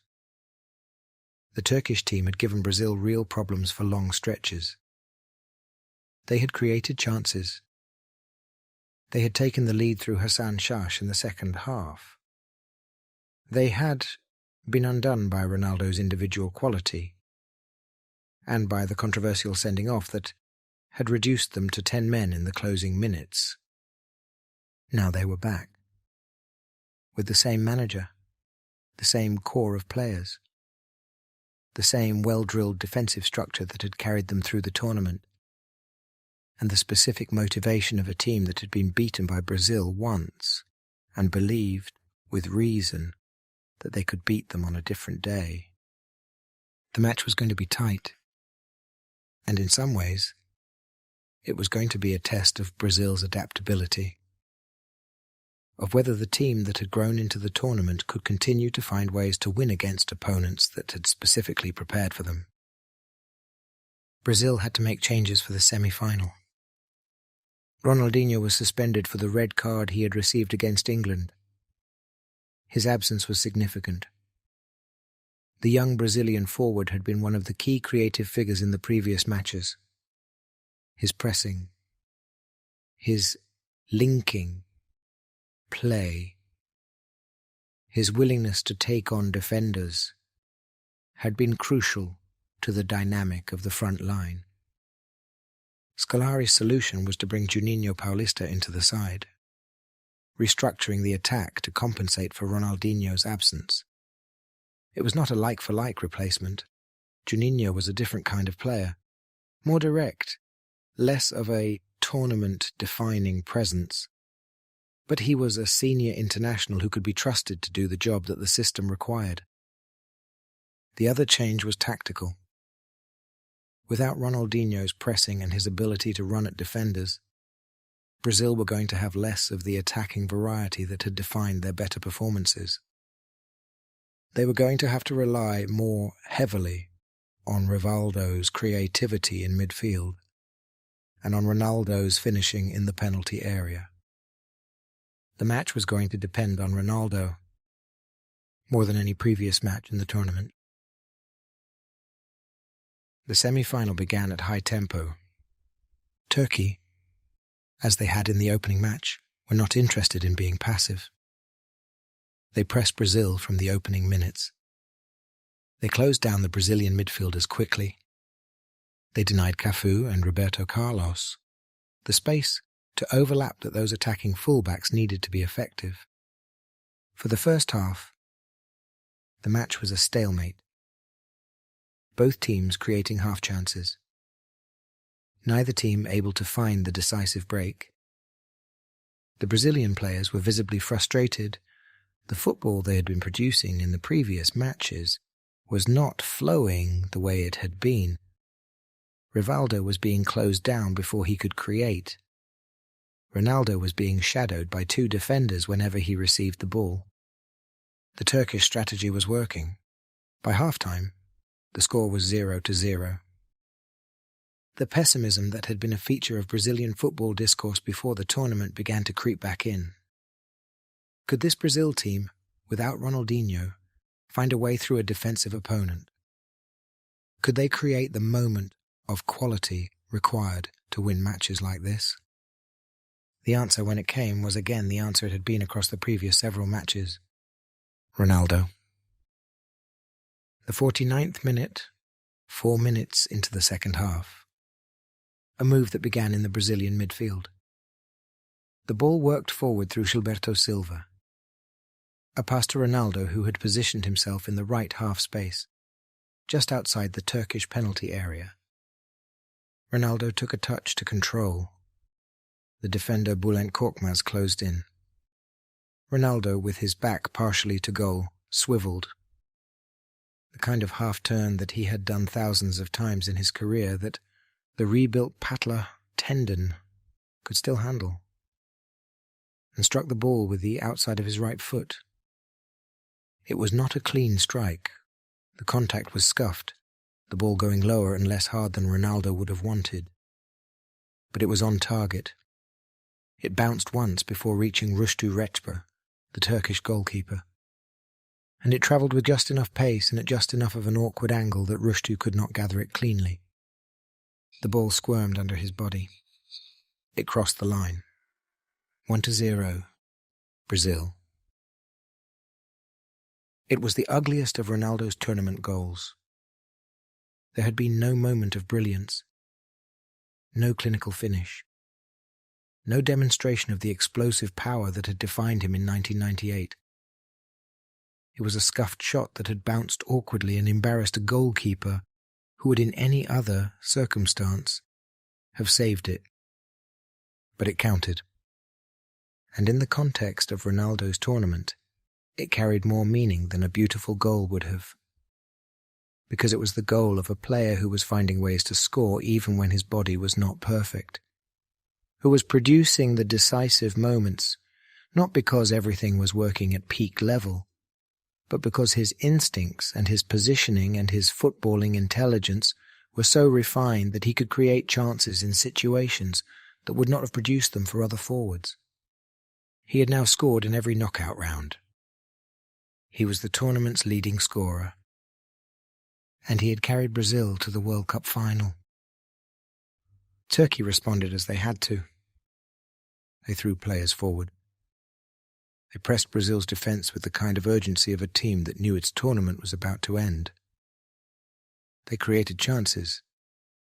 A long shot that Marcos saved, a corner that produced a dangerous header, a cross that almost found its target in the Brazilian penalty area. But Brazil held. The defensive structure that Scolari had built across the qualifying campaign, the structure that had been criticised as un-Brazilian, as a betrayal of the country's footballing identity, was now doing the work that had been impossible without it. Roca Jr. and Lucio in the central defence. Edmilson in midfield, breaking up Turkish attacks. Marcos in goal, making the saves when the saves were needed. The minutes ticked away. In the closing stages, Turkey threw everything forward in desperation. Brazil were defending deep, holding their shape, refusing to break. The match was tight, but it was no longer in doubt. The final whistle blew. 1-0. Brazil were in the World Cup final. For the second consecutive tournament. For the 7th time in their history. A record that no other nation came close to matching. And more importantly for the player at the center of the story, for the second time in Ronaldo's career. The redemption arc was now visible. The pieces were aligned.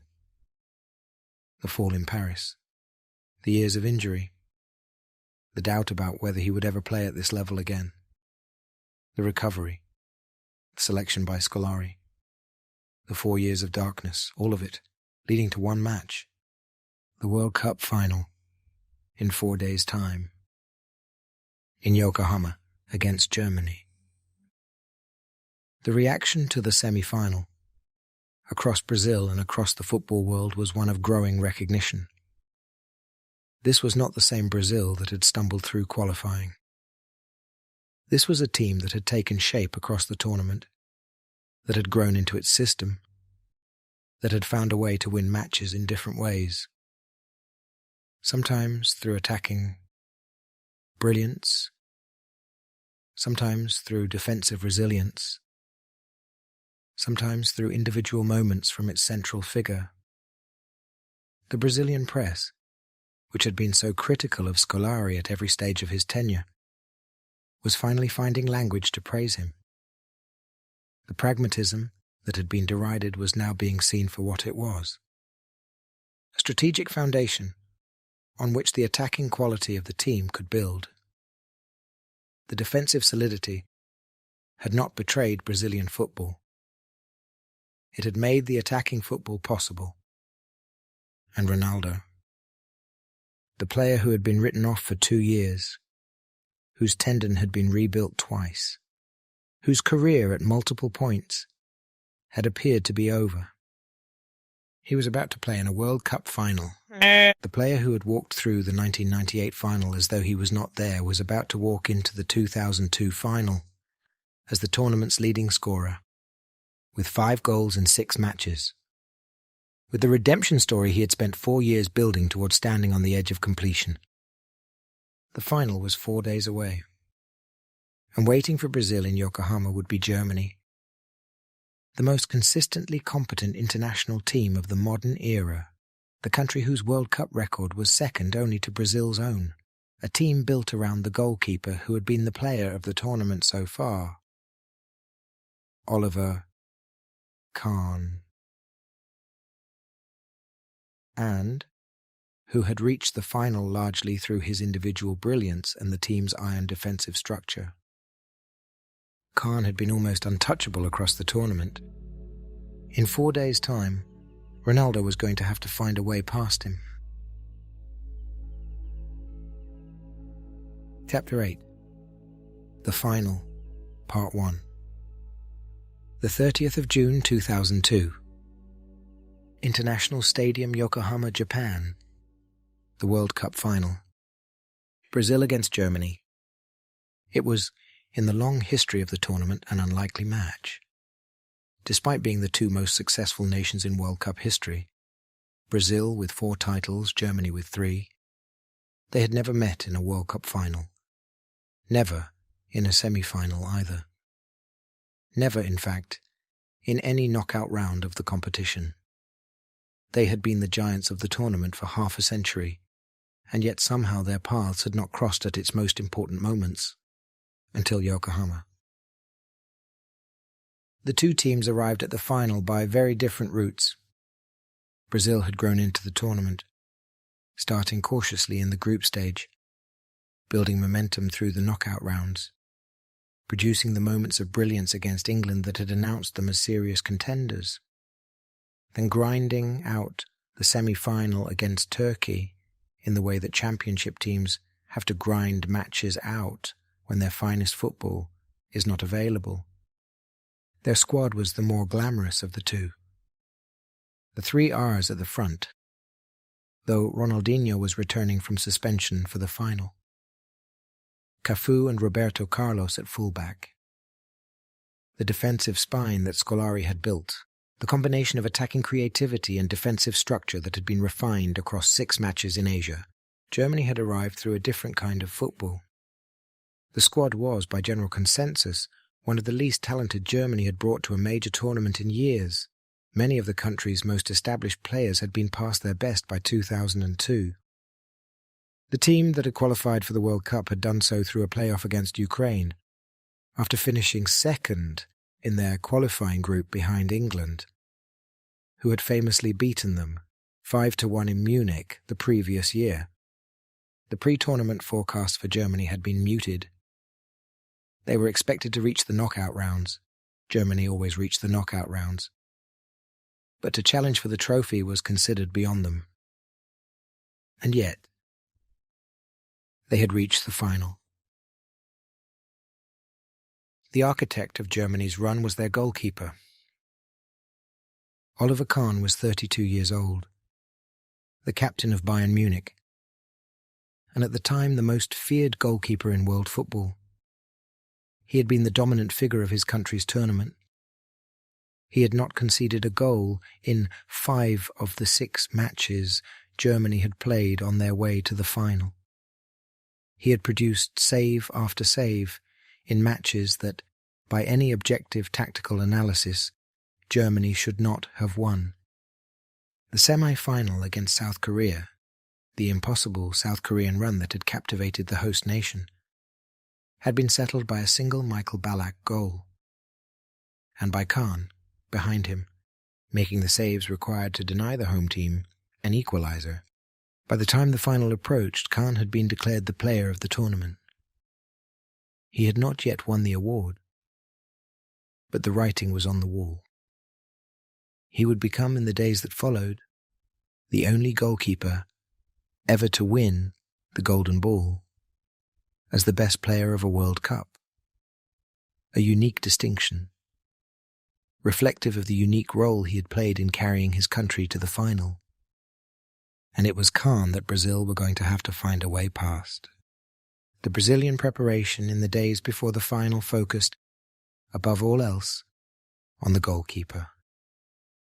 The analysts watched Kahn's footage from the tournament obsessively.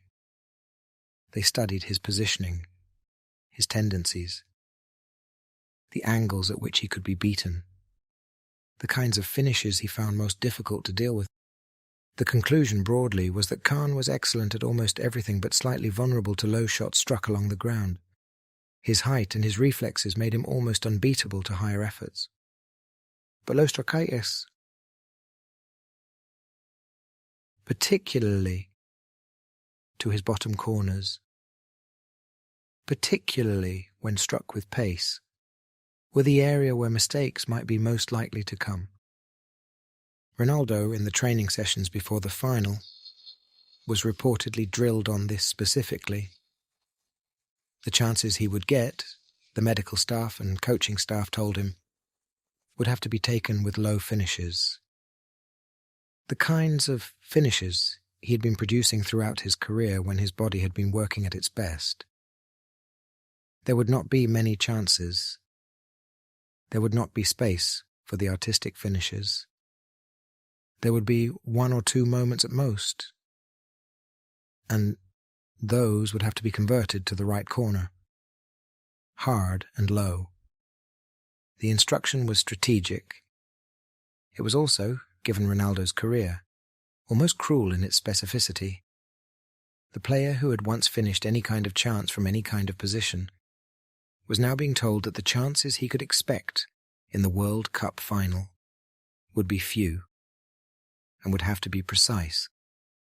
He took the instruction, and then he had to find a way to deliver on it. The final began with both teams cautious. Germany were set up the way they had been set up throughout the tournament. Compact defensive shape, 2 banks of 4. The whole structure built around protecting Kahn from situations where his shot stopping was required in the worst possible moments. Michael Ballack, who had carried so much of the German attacking burden across the tournament, was suspended for the final after picking up a yellow card in the semi-final, which removed one of the team's most important figures. His absence was felt almost immediately. Germany were less threatening going forward without Ballack. The match was always going to be about whether the German defence could keep Brazil out. But with Ballack absent, the chance of Germany scoring themselves was reduced significantly. Brazil were patient. Scolari had set his team up for a long match. He understood that Germany would not crumble early. He understood that Kahn would make saves. He understood that the goal would have to be hunted for rather than expected. The first half passed without significant chances. Both teams probing. Kahn making one save from Roberto Carlos. The German forward struggling to get into the Brazilian half. Ronaldo double-marked at every turn, finding it difficult to get into the kind of space where he could be dangerous. The half-time score was 0-0. In the Brazilian dressing room, Scolari's message was the message that World Cup winning managers have always been able to deliver in these moments. Stay calm, stay patient. The goal would come, the opportunity would arrive. And when it arrived, the players who had been preparing for the moment for 4 years would take it. Second half began with the same pattern. Brazil pressing, Germany defending. Kahn rising to occasions when those occasions arrived, parrying shots, claiming crosses, organizing his defense with the authority of a goalkeeper who had been carrying his country for the entire tournament. In the 50th minute, Brazil came close. A long-range shot from Ronaldo that Kahn pushed away. The save was excellent. Exactly the kind of save Kahn had been making throughout the competition. The minutes passed. Both teams were now visibly tired. The tropical Japanese summer was taking its toll. The forwards were running shorter sprints. The defenders were dropping deeper. The match was becoming in its rhythm the kind of tight tactical struggle that World Cup finals so often become. The pressure of the situation was visible on both sides. The Brazilian crowd in the stadium, a significant contingent of supporters who had travelled to Asia, were quieter than they had been earlier in the tournament. The accumulated weight of the moment was settling on the players, the coaches, the supporters watching across the football world. And then, in the 67th minute, the moment arrived. The moment Brazil had been waiting for. The moment Scolari's tactical preparation had been building toward. The moment Ronaldo had spent 4 years preparing himself for. Rivaldo on the ball, 25 yards from goal. The 1999 Ballon d'Or winner. The senior creative figure of the team. The player who had carried Brazil through the qualifying troubles and had been one of the most reliable performers across the tournament. He struck the ball. A shot from outside the penalty area. Driven hard, but not perfectly placed. The kind of shot that, against most goalkeepers at most times, would be saved cleanly. Oliver Kahn, the goalkeeper who had not made a meaningful error in the tournament, who had been the difference between Germany advancing and Germany going home in multiple matches, who was on the verge of being named the player of the tournament, got down to his right to save it. He got a hand to the ball. He could not hold it. The ball spilled away from him. Not far, but far enough. Directly into the path of Ronaldo. What happened next is the moment the entire video has been building toward. Ronaldo, arriving in the 6-yard box where every striker spends their entire life learning to position themselves for exactly this kind of opportunity. The ball loose. Kahn on the ground, having parried Rivaldo's shot. The German defenders behind him, scrambling to recover. The chance, in the simplest terms, was a tap-in. The kind of chance that professional forwards convert hundreds of times across their careers, without thinking about. But it was not a tap-in, It was a chance in the 67th minute of a World Cup final. Against the best goalkeeper in the tournament, who was even now on the ground and reaching, trying to recover. With Ronaldo's entire career, the collapse in Paris, the 2 ruptured tendons, the 4 years of doubt, all of it, present in the same instant as the ball. He could not afford to miss this. He did not miss it. He struck the ball cleanly, low, to Khan's right, into the corner of the goal that the goalkeeper, having committed his body to the original Rivaldo save, could not get back to in time. The ball crossed the line, 1-0. Brazil. And in the moment the ball crossed the line, the redemption arc of Ronaldo's career, the 4 years of darkness, the surgeries, the doubts, the slow rebuilding, completed itself. The boy from Bento Ribeiro, who had been the best player in the world at 21, who had been broken at 22, who had spent 4 years finding his way back, had just scored in the World Cup final. The match was not over. There were still over 20 minutes to play, plus stoppage time. Germany would push for the equaliser. The work was not yet done. But the moment had arrived, and the player who had been written off, the player who, 4 years earlier, had walked through a World Cup final as though he was not there, had announced in the most public possible way that he was back. Chapter 9. The Final, Part 2. Ronaldo had scored in a World Cup final. After everything, the Brazilian supporters in the Yokohama stadium erupted. The Brazilian bench erupted. Ronaldo himself, in the immediate aftermath, did not produce the wild celebration that might have been expected from a player at such a moment. He pumped his fists. He was embraced by his teammates. But the expression on his face, the cameras caught it, was something more complicated than pure joy. It was relief, recognition, the specific look of a man who had just done the thing that, 4 years earlier, he had begun to wonder whether he would ever do again. The match was not over. Brazil were 1-0 up with over 20 minutes to play. Germany was still alive. And Germany was still Germany. A country whose entire footballing identity had been built on never being out of matches, on finding ways to score equalizers in the closing minutes, on the kind of stubborn resilience that other nations could not quite replicate. The next 20 minutes were the most tense of the tournament. Germany pushed. They abandoned the cautious defensive structure that had carried them to the final. They threw their forwards into more advanced positions. They committed more players into the attacking phases of every move. The German bench made substitutions designed to add fresh attacking quality. It was the football of a team that understood the situation. The trophy was slipping. The only chance now was to find an equalizer, to take the match into extra time, and to hope that something, anything, would shift their way. Brazil, in response, did what good defensive teams do. They held their shape. They dropped slightly deeper.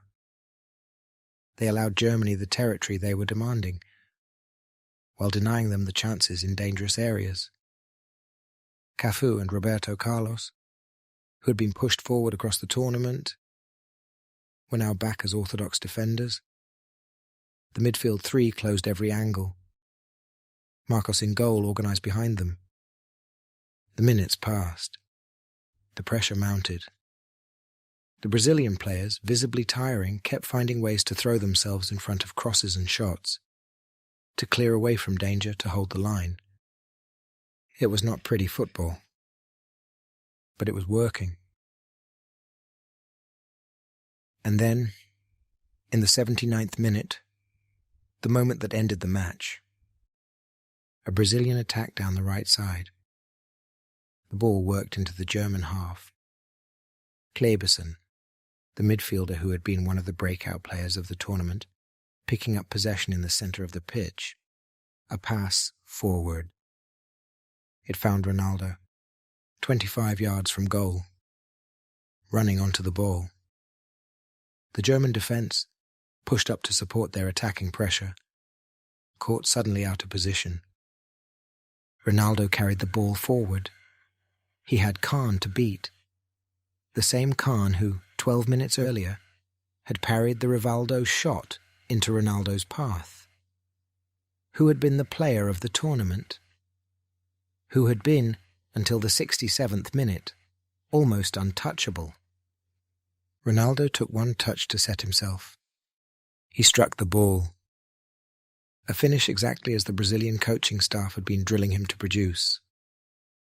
Low, hard, to Kahn's bottom right corner.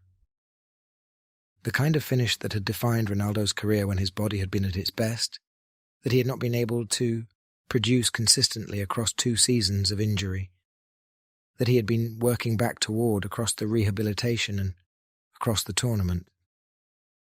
Kahn dived. He got nowhere near it. The ball crossed the line. 2-0. Brazil. This was the goal that won the World Cup. The first goal had been a moment of luck and positioning combined with finishing quality. The second was something more pure. It was a goal that depended on Ronaldo running onto a through ball, beating the defenders for pace, and producing a clinical finish past the best goalkeeper in the world. It was the goal of a forward at the top of his powers. It was the goal of the Ronaldo of 1997 and 1998. It was, in real time, the most complete possible answer to the question that had hung over him for 4 years. The body had held. The technique was intact. The finishing was as clinical as it had ever been. The player who had walked through the 1998 final had returned in the 2002 final as the player he had been before the collapse. 12 minutes to play. The match was effectively decided. Germany had nothing left to offer that could overcome a 2-0 deficit against a Brazil team that was now playing with the confidence of champions in waiting. The clock ran down. Ronaldo was substituted in the closing minutes, a deliberate gesture from Scolari, allowing the player at the centre of the story to receive the ovation from the crowd as he walked off the pitch. The cameras caught Ronaldo embracing his manager. The expression on his face had changed since the first goal. The relief and the recognition had given way to something more complete, something closer to the joy that had been absent for 4 years. The substitute came on. The match wound down. Pierluigi Collina, the Italian referee, the most respected official in the world game, blew the final whistle. Brazil had won the World Cup, their 5th title, more than any other nation. The trophy that the country had been denied in Paris in 1998 was now, 4 years later, in their possession. And the player at the centre of the story, the player whose career had been defined until that moment by the absence in Saint-Denis, had scored both goals in the final. The image of what followed is among the most enduring in the modern history of the sport. Ronaldo, on the pitch. The trophy lifted by Cafu, the captain, in the foreground. Ronaldo himself behind, surrounded by teammates. The gap-toothed smile, the same smile that he had carried since childhood. The one that the haircuts and the celebrations and the photographs of his career had made so familiar. Finally back. He was weeping. The camera stayed on him for a long time. The football world stayed on him too, because what was being witnessed was not just a tournament victory. It was the completion of a 4-year story. The boy from Bento Ribeiro who had been broken in Paris had been remade in Yokohama. The journey that had begun on the 12th of July 1998 had ended on the 30th of June 2002. The questions that had hung over him about whether he would ever play again, about whether the player who had been the best in the world was gone forever, had been answered in the most public and complete possible way. 8 goals in 7 matches. The Golden Boot. Goals in every knockout round. Both goals in the final. The World Cup itself. It was, by any measure, one of the greatest individual tournament performances in the history of the competition. By context, given everything that had preceded it, it was perhaps the greatest. Maradona in 1986 had been more dominant in pure footballing terms. But Ronaldo in 2002 had returned from a place that no other player had ever returned from at this level. He had completed an arc that few players in any sport have ever been asked to complete. The celebrations were extraordinary. Cafu and Ronaldo, Roberto Carlos and Ronaldinho, Rivaldo and Lucio. The squad that had been criticised, doubted, written off across the qualifying campaign was now standing at the summit of the sport.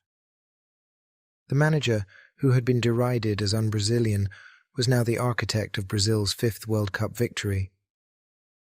Scolari, on the pitch in the aftermath, was characteristically blunt about what had been achieved. The team had been doubted. The football had been criticised. The whole campaign had been built against the grain of what Brazilian football was supposed to look like. And the result, in the end, was the trophy. Cafu climbed the steps. He lifted the World Cup above his head. The Brazilian supporters in the stadium roared. The football world watched. And in the background, Ronaldo.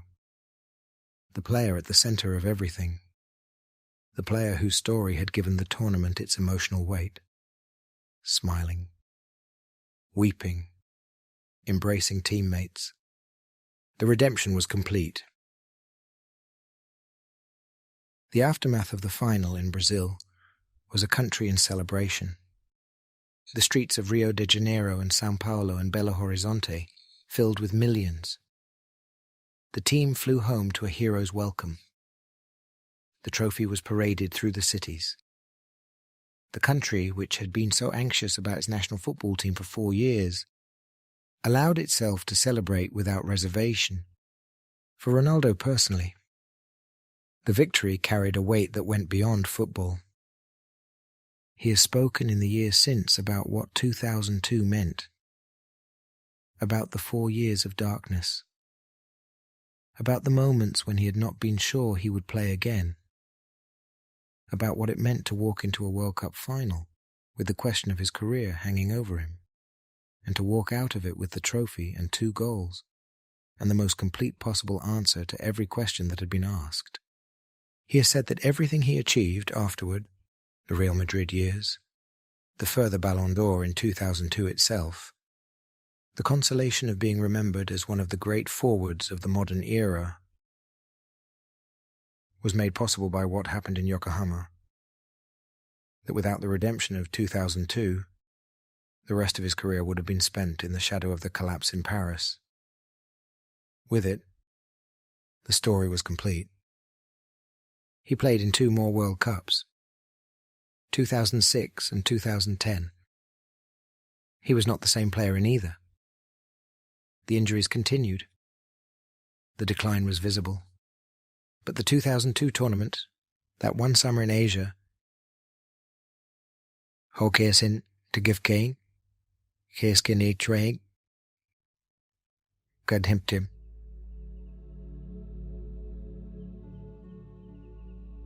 Of triumph that his career had been working toward for years, the most successful international footballing nation in history had its 5th title.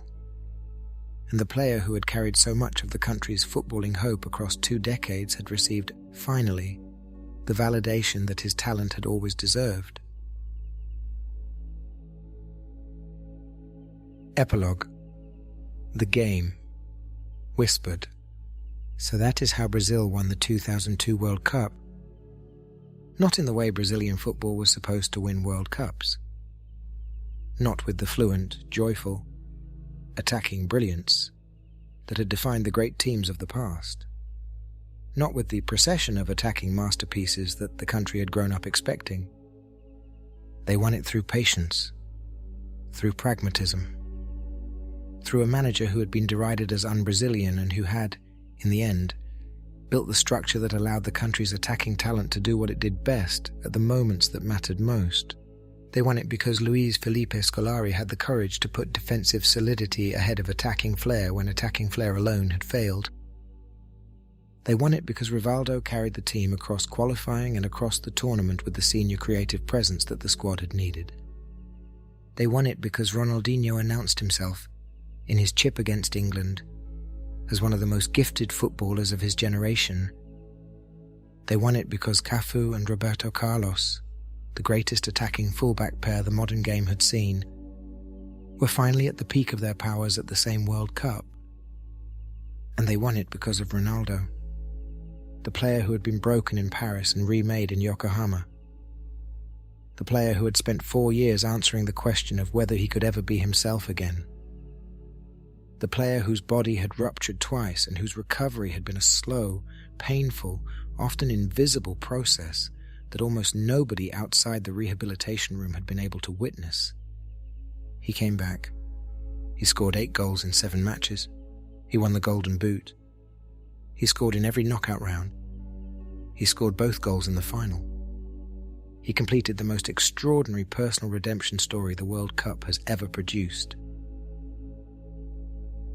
The legacy of Brazil 2002 is complicated. In purely footballing terms, the victory did not change the game the way Spain's 2010 triumph did. Brazil's tactical approach, the 3-5-2 with attacking fullbacks, the magic quadrilateral up front, the structure built by Scolari, did not become a dominant tactical model that other teams sought to replicate. It was a system built around the specific players Brazil had available, and it worked because those specific players were extraordinary, not because the system itself was a tactical revolution. What Brazil 2002 left behind was something different. It left behind one of the most emotionally complete stories the tournament has ever produced. The story of a player who had been broken and remade. The story of a country that had nearly failed to qualify and had then won the trophy. The story of a manager who had been hated and was now beloved. The story of a generation, Cafu, Roberto Carlos, Rivaldo, Ronaldinho, and above all Ronaldo, whose individual quality, when combined, had carried Brazilian football back to the summit.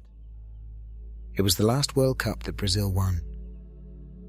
In the years that followed, Brazilian football would continue to produce great players. Kaká in 2006, Neymar in 2014 and beyond. The 2014 home tournament that ended in the 7-1 humiliation against Germany. The continued frustration of a country whose footballing identity remained tied to a trophy that, after 2002, did not come home again. But for those who lived through the 2002 tournament, who watched Ronaldo's redemption arc unfold across a single summer, the experience remains one of the most emotionally resonant in the sport's recent history. This was the 3rd episode in our series, the 3rd of the champions. After Argentina in 2022 and the long completion of Lionel Messi's career, after Spain in 2010 and the end of a 76-year wait, now Brazil in 2002, the redemption of one man, and the 5th title of the most successful nation in the tournament's history. More will follow. The other winners, the other triumphs, the other ways that teams from around the world have climbed to the summit of the sport. Each one a story in itself. Each one told slowly in the calm and the quiet, For you, but this one, Brazil, 2002, Ronaldo's return, felt like the right place to go next. Because few stories in the history of the game have been as complete in their arc. Few have moved from such darkness to such light. And few have ended with an image as enduring as a gap-toothed smile, a lifted trophy, and the recognition that the player who had been written off had become, for one summer in Asia, the player he had always been meant to be. The redemption was complete. The story had its ending. And somewhere in the noise and the joy and the tears of a country, the most extraordinary individual journey the World Cup has ever produced had found its rightful conclusion. Thank you for listening. Rest now. The trophy is lifted, the story is told, and the next one will be here, waiting when you are ready. Good night.